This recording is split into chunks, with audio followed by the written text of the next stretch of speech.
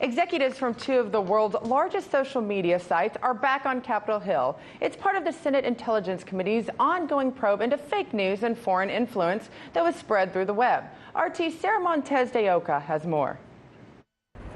Big tech firms Twitter and Facebook testified before Congress today. On the agenda were election meddling and bias.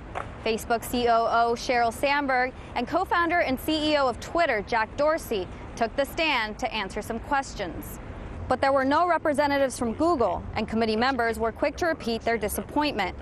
Senator Marco Rubio used the opportunity to push Russia meddling narrative that has been dominating mainstream media coverage for the last 2 years. There's an empty chair next to you from Google. They're not here today. And maybe it's because they're arrogant, or maybe it's because there's a report that, as of last night, this just posted at 3:36 yesterday, this group went on basically pretending to be Kremlin-linked trolls. They did everything. They used the details of the Internet Research Agency, which is a Kremlin-linked troll farm, and were able to buy ads online and place them on sites like CNN, CBS This Morning, HuffPost, Daily Beast. So I'm sure they don't want to be here to answer these questions. Sandberg and Dorsey were also quick to admit their weaknesses and said they are currently working on tools to get ahead of election threats in being able to identify inauthentic users and targeting fake news. This is why we're investing in programs like verification. I think the other step we're taking here is around transparency. So being able to see if people bought political ads, where they're located, being able to see who's running a page. These are steps we think are really important for helping us find what, to your point, can be very difficult things to find. Senator Cotton pushed Dorsey on questions in relation to Russia Today and Sputnik from advertising on Twitter and went on to ask, do you see a difference between cooperating with the United States government and the Russian government or the Chinese government? Do I see a difference? I'm not sure what you mean. Is Twitter an American company? We are an American company. Do you prefer to see America remain the world's dominant global superpower? Dorsey responded by saying Twitter is committed to continue to help everywhere they serve and will continue to be consistent with their terms of service in protecting people's privacy. Cotton went on to ask why Facebook and Twitter have not taken down WikiLeaks and Julian Assange. Simply put, Sandberg and Dorsey said that the page has not violated any of their terms of service. Dorsey was also grilled on the accounts that Twitter measures to confront so-called fake news that have led to many conservatives claiming that their voices are being filtered and accusations that social media platforms display left bias. Dorsey went on to defend Twitter of any bias, saying that mistakes have been corrected. In the spirit of accountability and transparency, recently we failed our intended impartiality. Our algorithms were unfairly filtering 600,000 accounts, including some members of Congress, from our search autocomplete and latest results. We fixed it. Despite the numerous hearings and given the current partisan political climate, not much is expected to change in the short term. In Washington, Sarah Montez de Oca, RT. For more, we turn to Mike Papantonio, host of America's Lawyer here on RT. Mike, what, if anything, was accomplished during these hearings on the Hill today, as it looked like they were very well scripted? Well, the hearings were nothing more than political theater.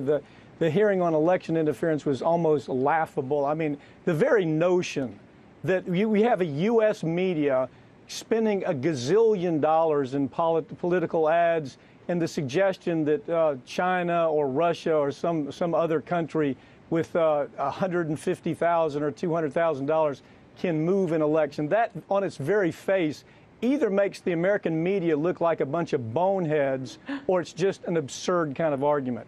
The idea that a few online trolls or even some Facebook ads could sway elections is just dishonest, and they know that going into it. Here's the thing, the spread of fake news, the use of bots to shut down discussions, political propaganda, these are all important issues, but they certainly didn't warrant a hearing on Capitol Hill. Let me tell you what does warrant a hearing. Right now we learn that on social media that we have issues like human trafficking taking place. Those are things that they ought to be paying attention to, rather than these meaningless ideas of, gee whiz, the Russians are coming, interfering with the election, or the Chinese are now interfering with elections. It's just nothing but idiotic political theater. If lawmakers were actually cared about the abuses taking place on social media, they'd be asking questions about data privacy or personal information leaking out, or the tracking apps that these outlets have built into their programs. So this is much ado about nothing. We'll see nothing come out of this, although there were some very basic things that they could have talked about that would have made a difference here, and where they do and can control social media. Well, I agree with you, Mike. I have yet to see a meme that changed one person's vote based on just a picture with some words. But that's why I think the second hearing today involves censorship, and that is something that does need to be talked about. Are Facebook and Twitter censoring users based on their political leanings? There's no question that they are. And here, think about this. We have forgotten that just like the airways are owned by the people, taxpayers are involved in the process of keeping airways out there because of the infrastructure that we built. Well, taxpayers also built the infrastructure for fiber optics that deliver all of this. These companies, they take advantage of what taxpayers pay for.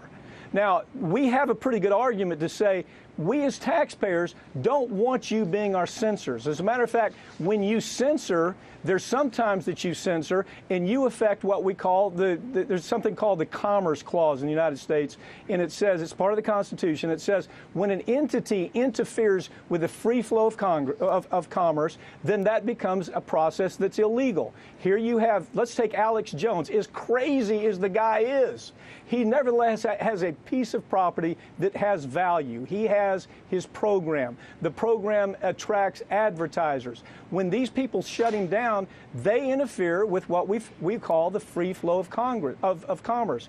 There are many ways to go after Google, go after Amazon, go after all of these social media platforms. Unfortunately, the government doesn't have the sense to do it, so it's probably going to take place in the private sector. You're going to have attorneys that figure out that what they're playing with is not just censorship, but they're playing with the right of Americans to understand that we built the infrastructure for all of these platforms. We paid for fiber optics. The government subsidized these companies to put fiber optics in place so they could make billions of dollars with their platform. That case, I promise you, is right around the corner. The reason I know it, because I already hear lawyers talking about it. So government won't do anything about it, but I promise you the private sector of attorneys will. Well, very interesting. And thanks for joining us tonight, Mike Papantano, host of America's Lawyer right here on RT. Hey YouTube, thanks for checking out our channel. We hope you enjoyed the video. We have tons of content for you just like this. For more of RT America's one-of-a-kind news and analysis, be sure to subscribe and never stop questioning more.